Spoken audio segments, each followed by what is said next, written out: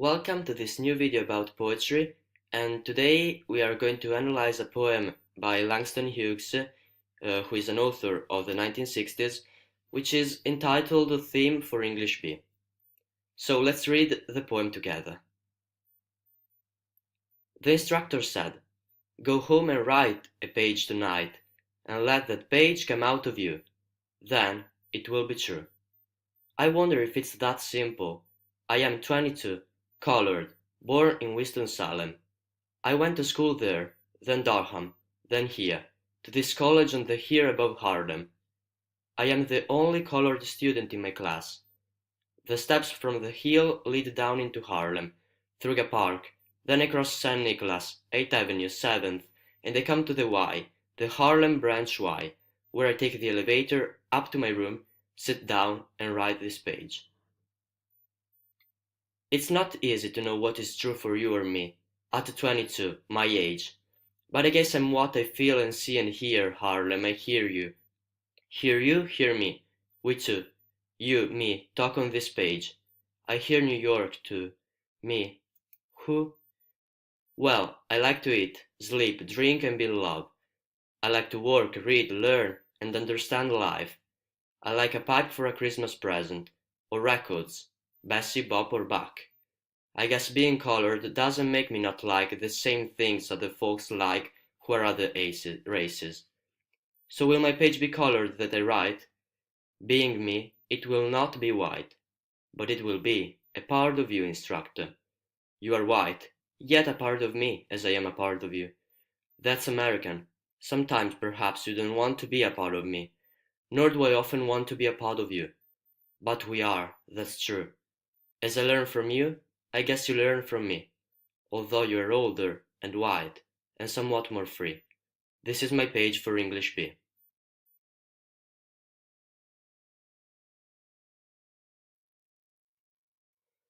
So, I don't think there are difficult words or difficult terms in this poem because Langston Hughes uses common and simple language and he's always clear and straight to the point. Starting from the title, we notice that the poem will cover a theme created by maybe a class B of English, and this theme is assigned by an instructor, which is the first person presented in the poem, and it follows a stanza, which is called a quatrain, and we have here a particular rhyme scheme, which is called a rhyming couplet. In fact, we have A, B, and B, and the rhyming couplet gives fluency and simplicity to the quatrain. We can also notice that the accent changes. In fact, we have in the first three lines an iamb, and in the last line we have a trochee. We have, in fact, that the iamb is characterized by unstressed, stressed, unstressed, stressed words, whilst the trochee is characterized by stressed, unstressed, stressed, unstressed words. In fact, go home and write a page tonight, and let that page come out of you, unstressed, stressed, unstressed, stressed, whilst then it will be true, stressed, unstressed, stressed, unstressed. So this type of accent gives makes the reader awaken and also strikes him, and so it draws the attention to this word, which is true, that will characterize all the poem.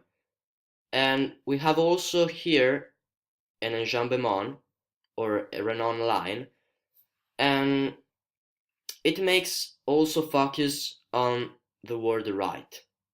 So right and true are the two keywords of this poem.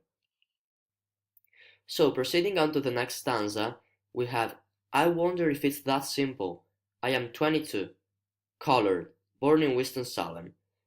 So in these two lines we have lots of information about the poem. We have, first of all, a speaking guy. We have it also proceeding onto the next lines. We have speaking I.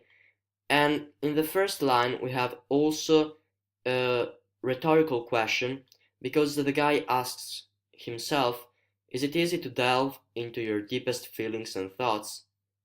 We know that he or she is a guy because he or she is 22, is presented in the second line, and we know also that he or she is colored, and he or she was born in Winston-Salem. So we have a first description of our protagonist. I went to school there, then Durham, then here, to this college on the hill above Harlem. I am the only colored student in my class. So we have there, here, this, that are all deictic word to feel the movement, to feel a sort of migration. In fact, maybe it refers to Harlem in the 1960s, the period when Langston Hughes lived. And for those who don't know, Harlem is a neighborhood in Manhattan where in the 1950s or 1960s, nearly a half of the population was African American. And here it is said that just one guy in a class is colored, and perhaps this happened on account of racial inequality during the 1950s after the Second World War. And so we have that he is the only colored student in the class. So the steps from the hill lead down into Harlem, through a park, then I cross St. Nicholas, 8th Avenue 7th, and I come to the Y, the Harlem Branch Y, where I take the elevator, up to my room, sit down, and write this page. So it is the daily routine of the guy to go home, and it is a sort of climax. There is a sort of climax here. So the guy starts writing. It's not easy to know what is true for you or me. At 22, my age. So we have what is true for you or me. For you or me. Not for you and me, for you or me. We have two different conceptions of life, one of the instructor and one of the guy. And after that he affirms his age right here, and the guy writes, but I guess I'm what I feel and see and hear, Harlem. I hear you. Hear you, hear me. We two, you, me, talk on this page. So we have this,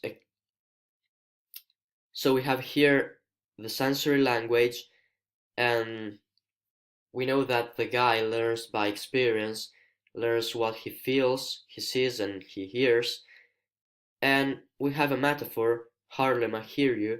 I hear your rebellion, your sadness because of racial inequality. And it can also be seen as a synesthesia because we have two different sensory language spheres. And he proceeds, hear you, hear me, we two, you, me, talk on this page. I hear New York too. Me, who? So we have another metaphor or synesthesia in I hear New York too. And me, who? Who am I to change the school of thought? Who am I to change the ideas of people who are in favor or who are against the racial inequality? So then we have, well, I like to eat, sleep, drink, and be in love. I like to work, read, learn, and understand life. We have here a sort of climax because the rhythm of the poem is increased, and he's a simple guy. He wants to live his life. He says then that he would like to have a pipe for a Christmas present. He would like to listen to Bessie, Bob, or Bach. Bob, for those who don't know, is a type of jazz music which developed in the United States during the 1940s. And then he proceeds, I guess being colored doesn't make me not like the same things other folks like who are other races. So we have colored another time, and we have like, we have here like, like, and finally races. We have so two similes, and the like is reinforced twice because he thinks that he's not different from other folks apart from his skin color. And here it can also be seen as an oxymoron because we have like and races, two different words, opposite words. The guy continues, so will my page be colored that I write? We have another time colored, and it follows big me, it will not be white, but it will be a part of you, instructor. As it is said at the beginning, this page is literally coming out of the guy. It is a reflection of the guy who asks continuously questions to himself about the difference between black and white people, but he understands that in reality the paper is white and he cannot do anything for it, whereas what is written upon it is what he really is. And he proceeds, you are white, yet a part of me, as I am a part of you. That's American. Sometimes perhaps you don't want to be a part of me, nor do I often want to be a part of you. But we are, that's true. That's human, but they are both human beings and they are equal, despite of their skin color. As I learn from you, I guess you learn from me, although you're older and white and somewhat more free. So the guy says here, I guess you learn from this page, though you are the teacher, the white teacher, who has right now more opportunities in America. This is my page for English B.